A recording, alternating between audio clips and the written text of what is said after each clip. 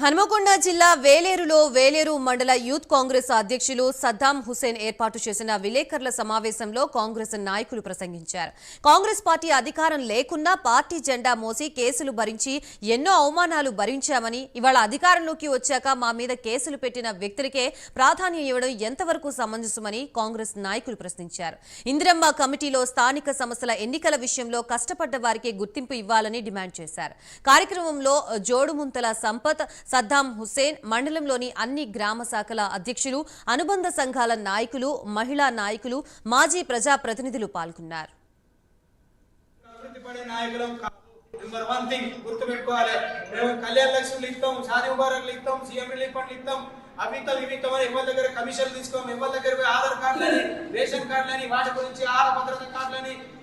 వీటి గురించి కూడా మీరు ఎటువంటి చింతించాల్సిన అవసరం లేదు. అన్ని మహిళా సంఘాలకు మీ సేవా కేంద్రాలు కూడా ఏర్పాటు చేయడం జరిగింది మా యొక్క ప్రభుత్వం. గతంలో అన్నటువంటి రైతు రుణమాఫీ ఏదైతే ఉందో దాన్ని అమలు పరచడం జరిగింది మా ప్రభుత్వం. మహిళలకు ఉచితంగా బస్సు సౌకర్యం కల్పించడం జరిగింది. మరి అంతేకాదు ఎన్నో పథకాలు, సంక్షేమ పథకాలు జరుగుతాయి. 10 నెలల్లోనే ఇవన్నీ చేసాం. 10 ఏళ్ళలో ప్రభుత్వం ఏం చేయలేదు. మళ్ళీ అన్నుల్లో ఇళ్ళకి వచ్చి మేమే నాయకులం అని చెప్పి